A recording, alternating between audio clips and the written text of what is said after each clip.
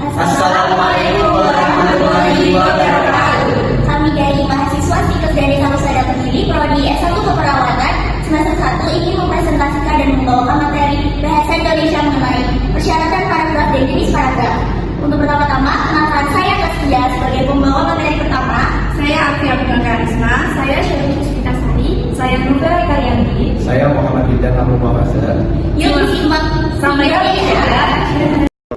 Di sini saya Kastia membawa materi pertama, membawakan materi mengenai persyaratan paragraf dan jenis paragraf. Untuk dosen pemangku yaitu Bu Dwi Lutfi Anissa MPD. Nah, ada pun latar belakang dari paragraf, yaitu paragraf adalah bunyi dasar dalam penulisan yang digunakan untuk menyampaikan ide atau pesan. Dalam penulisan, paragraf harus memenuhi beberapa syarat agar dapat efektif dalam menyampaikan pesan. Selain itu, ada beberapa jenis paragraf yang dapat digunakan untuk menyampaikan ide atau pesan. Dalam penulisan, paragraf yang baik harus memiliki kesatuan dan keterkaitan antara kalimat-kalimatnya, serta memiliki informasi yang cukup dan lengkap untuk menyampaikan ide atau pesan. Dengan memahami persyaratan dan jenis paragraf, penulis dapat meningkatkan kualitas tulis mereka dan membuat lebih efektif dalam menyampaikan pesan kepada pembaca. Oleh karena itu, PPT ini akan membahas tentang persyaratan paragraf dan jenis paragraf, serta bagaimana cara penulisan paragraf yang efektif dan efisien. Selanjutnya, saya ingin menjelaskan mengenai persyaratan paragraf, yaitu ada pertama, kesatuan. Kesatuan paragraf berarti semua kalimat dalam paragraf bersama-sama menyatakan satu hal atau satu tema tertentu. Kedua, ada perpaduan atau koherensi, yaitu perpaduan adalah mengompakkan hubungan antar kalimat yang membentuk paragraf yang utuh dan mudah dipahami. Koherensi dengan memperhatikan kata kunci, kata ganti, penggunaan transisi dan kesejajaran paralelisme.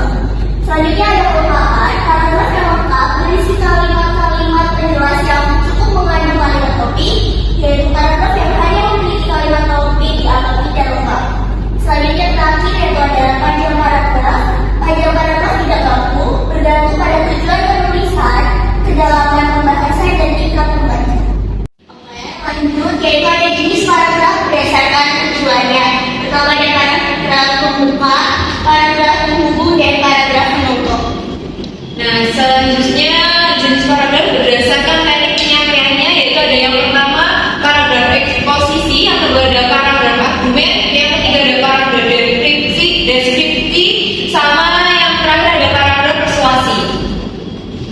Nah, yang kelima ada paragraf narasi, yang ketujuh ada paragraf sebab dan akibat. Nah, ada pun jenis paragraf berdasarkan letak kalimat utama, yaitu yang pertama ada paragraf deduktif, yang kedua ada paragraf indikutif, yang ketiga ada paragraf campuran.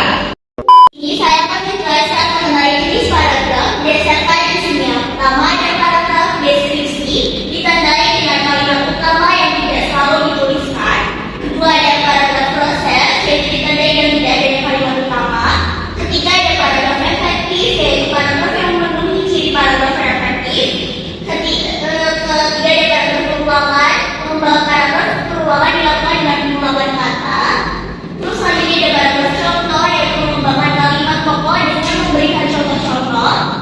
Terus ada paragraf pertanyaan, yaitu kalimat topik dalam paragraf pertanyaan berbentuk kalimat tanya. Dan terakhir ada paragraf perbandingan, yaitu perbandingan dilakukan dengan membandingkan kalimat topik. Nah, selanjutnya ada contoh paragraf deskripsi.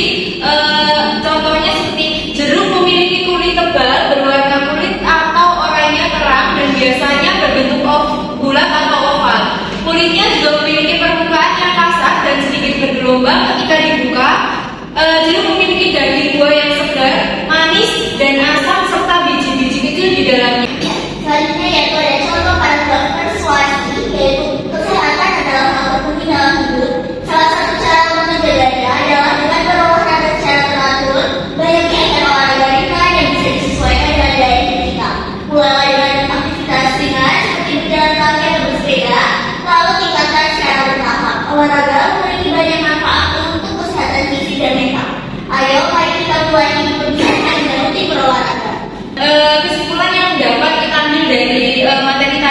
dalam penulisan dan penjelasan sebelumnya, paragraf adalah unit dasar yang digunakan untuk menyampaikan ide atau pesan terhadap beberapa jenis paragraf seperti tadi ada paragraf deskripsi, narasi, argumen dan persuasi dan lain-lainnya.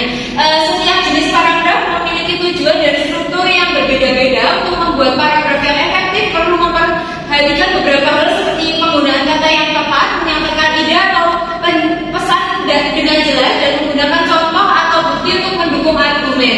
Dengan memahami jenis-jenis paragraf dan cara pembuatannya, kita dapat meningkatkan kemampuan menulis dan menyampaikan ide atau pesan yang lebih efektif. Nah, mungkin dari tadi kita udah jelaskan, mungkin teman-teman ada yang ditanyakan? Silakan. Jadi sebutkan nama ya. Perkenalkan, nama saya Alfia Bunga. Saya dari Prodi S1 Keperawatan. Saya mau bertanya, apa persyaratan dari paragraf narasi? Oke, langsung kita jawab ya. Jadi tujuan dari paragraf naratif tentunya menceritakan suatu kejadian atau pengalaman. Persyaratannya menggunakan kata-kata yang kronologis, menggunakan kalimat yang jelas dan singkat, serta menggunakan dialog yang efektif tentunya. Nah, ada jelas sedikit? Ada yang lagi ditanyakan? Saya mau tanyakan. Kenalkan, nama saya Syarif Dasari. Di sini saya mau bertanya tentang apa tujuan dari paragraf deskripsi. Oke, langsung saya jawab ya. Pertanyaan dari Sherly, apa sih tujuan dari paragraf deskriptif ya? Deskripsi, tujuannya yaitu menggambarkan suatu objek, tempat atau situasi. Jadi, Apakah udah cukup atau ada yang jelas? sudah cukup? Dari presentasi saya dari Vera. Terima kasih teman-teman sudah menyimak dan memperhatikan presentasi dari kami. Terima kasih.